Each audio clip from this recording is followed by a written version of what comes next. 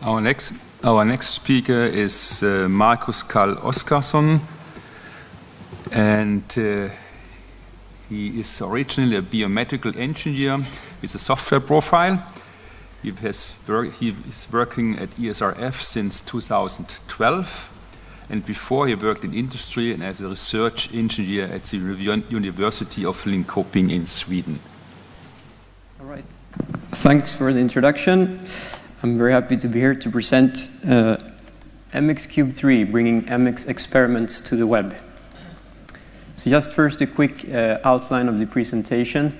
I'd just like to introduce what an MX experiment and an MX beamline is for those who don't know. I'll speak a bit about the project background. I'll go into the back end, the beamline control layer. I'll speak a bit about the web service layer, and I'll finish with the front-end development and show you guys some screenshots.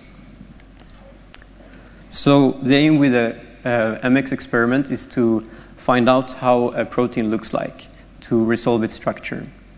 And we do this by focusing an X-ray beam on a crystal of the protein. We rotate the crystal and we capture these diffraction images. From these diffraction images, we can calculate an electron density map. From this electron density map, we can then deduce the molecular structure of the protein. So an MX beamline looks something like this. We have a various set of instruments that we need to control in order to have a successful experiment. So we have a 2D detector, an automounter or a sample changer, and a diffractometer on which the sample is attached.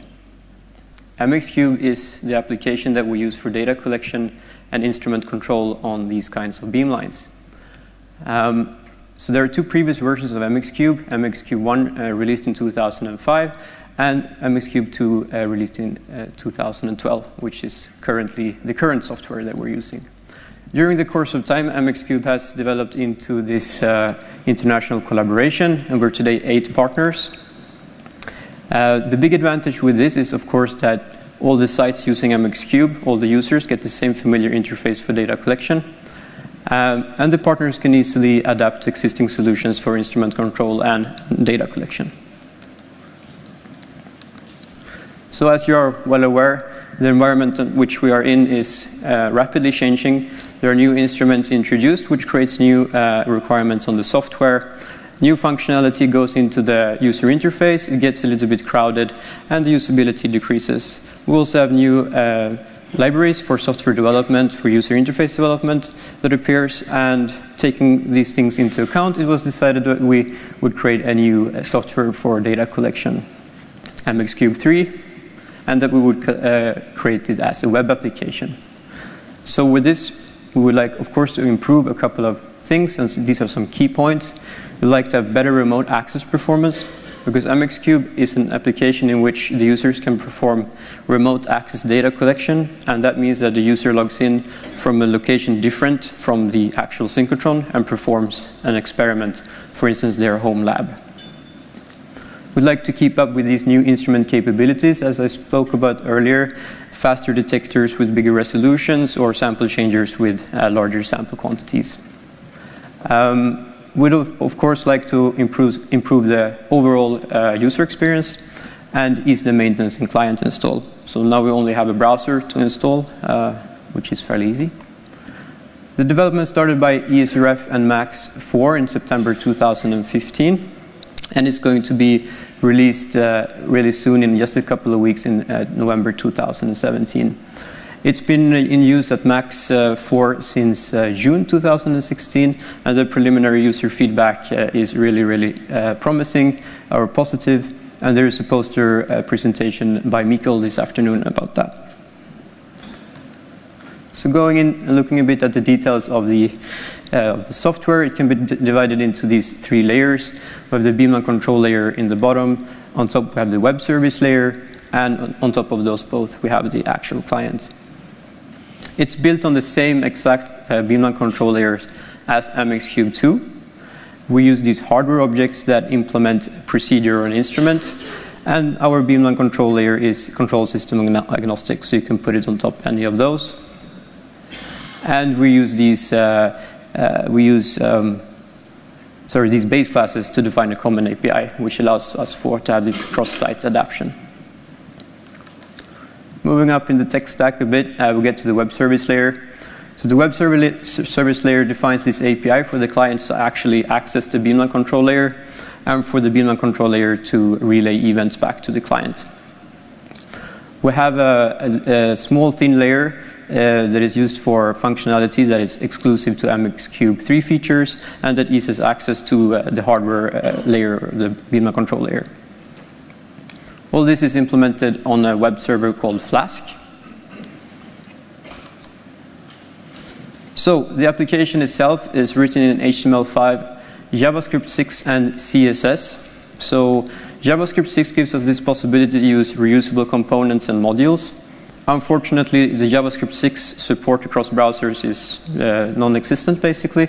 So we need to use two softwares called Babel and Webpack, enabled to use JavaScript 6.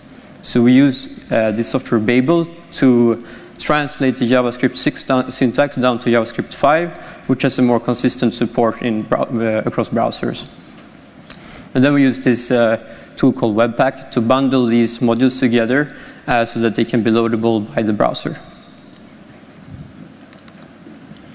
So the actual user interface is developed in a library called React, which is a library for user interface development. It gives us this possibility to use components like we use widgets in traditional user interface development. It also gives us this possibility to use a markup language called JSX, which is very convenient for composing the different parts of the UI. It can be used together with this state management library called Redux in our case, but there are others as well. To avoid a per widget state, which is the default behavior of React. So we're using Redux to define this application-wide state, and that means that all the components have only one source of data, and the components are updated when this state changes. So this is Redux store. It's an immutable data structure, so it can only be updated by actually being replaced. And it's being replaced by something called a reducer, which is a pure function. So this creates a unidirectional data flow, which is fairly easy to debug. So looking a bit at some screenshots, this is one of our main views. It's a data collection view. It gives the user the possibility to perform interactive data collections and sample alignment. So in the middle, you can see a sample video where the user can interactively work with the sample by using hotkeys on the mouse. The user can save a set of positions that are interesting to perform measurements on, and then can enqueue these data collections or measurements here in the queue, which can be run automatically or interactively. Here we have some motor input controls for those who are uncomfortable with clicking in the screen or working with the sample that way. On top we have some just Beamline vitals where we show stuff like energy, detector distance, things like that that is important for the Beamline scientists when they perform the experiment.